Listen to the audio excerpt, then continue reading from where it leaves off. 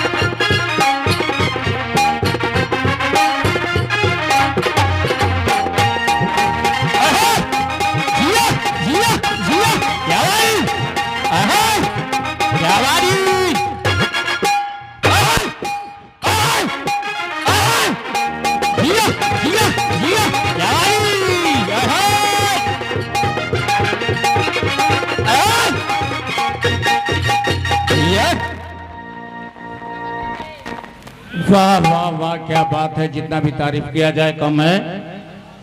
दोस्तों भी अपनी व्यातो सरगम ड्रामा पार्टी के अपने तीनों से देखे ग्रुप डांस का प्रोग्राम। अब आइए ग्रुप में सुनते हैं कुछ मिले जुले हिंदी भोजपुरी फिल्मी नगमे। बोलो।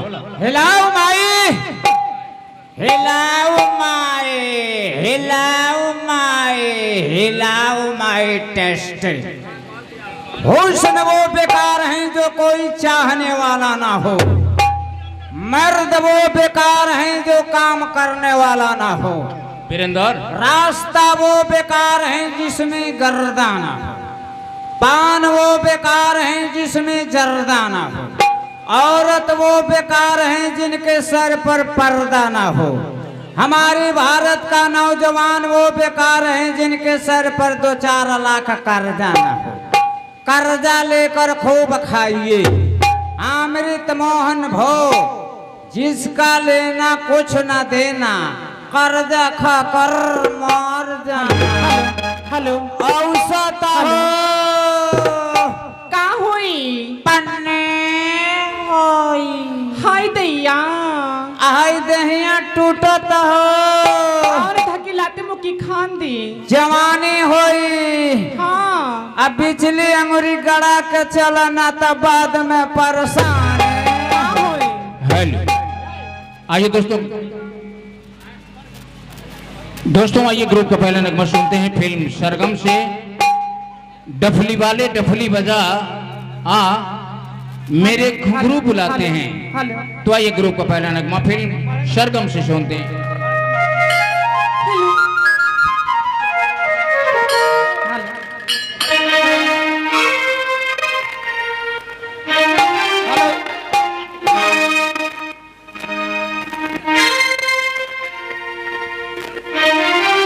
हेलो हेलो हेलो डफली वाले डफली बजा मेरे घुंघरू बुलाते हैं तू न जा तेरा जो तू न जा डफली वाले डफली बजा मेरे घुंघरू बुलाते हैं तो यार मेरा यूं तू न जा मेरा यूं तू न जा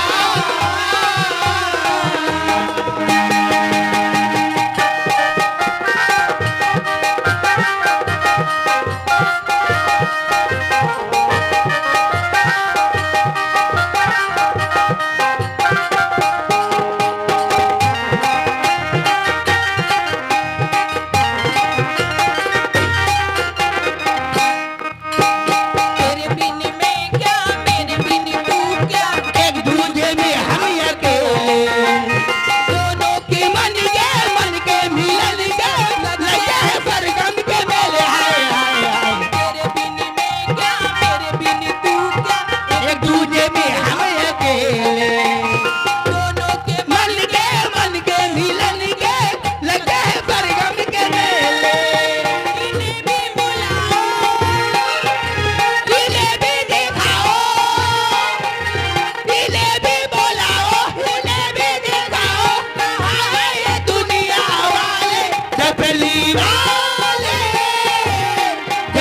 बजा आओ मेरे घुंघरू बुलाते हैं तो यार मेरा यूं तू न जा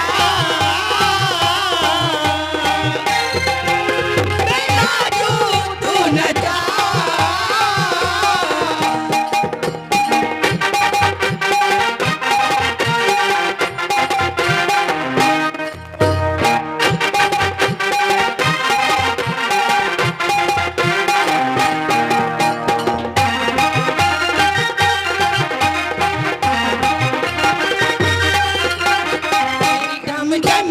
मेरी झम झम के